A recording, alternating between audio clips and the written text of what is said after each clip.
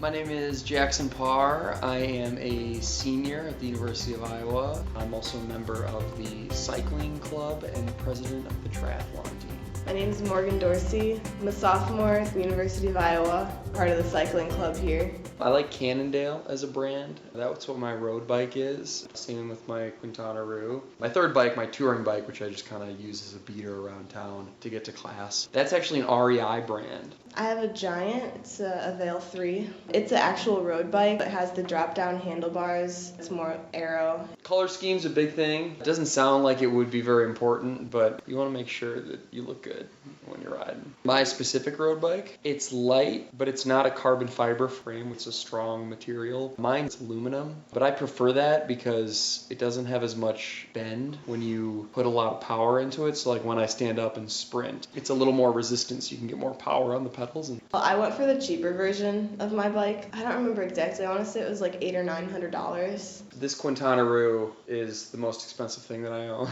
It's more than my computer, it's more than my car, which some people call crazy. I just say that I have a cheap car. $700 is so cheap for a bike. I wish. This Quintana Roo cost me $2,600. And then my Cannondale is better. My Cannondale is about $1,900. Probably ride upwards of 3 to 4 hours a week. Translates to maybe 150 miles. Not very often, but during the summer I'll ride it every day, and I'll go at least 20 miles. I haven't put a whole lot of money into my bikes as far as buying components. I did have a bike computer on it, so tell me like my max speed, average speed, distance I've gone. I bought clipless pedals for it. My shoes can clip in and they don't come out unless I want them to come out. The biggest thing that you'd have to refurbish would be your tires. So if they get a flat or it's just totally worn. Like a nice wheel set, those can run you $2,000 per wheel, about $4,000 for a set of wheels. Over a 26-mile ride, a disc wheel and a wheel in front might save you 45 seconds or so. Some people see that as a worthwhile investment. That's where the economics comes into play. I would rather just train more than spend $2,000 to buy 45 seconds of time. But some people are different, and some people have the money. One fun fact about racing bikes, bikes for cycling races and triathlon are different. On my triathlon bike, there's those two bars that stick right out the front called aero bars, and those are illegal to use in a road race for fear of impaling someone on a crash. When you're racing in a triathlon, you're not allowed to be close to people while you're on the bike. There's a no drafting rule. Crashes don't happen between bikes very often on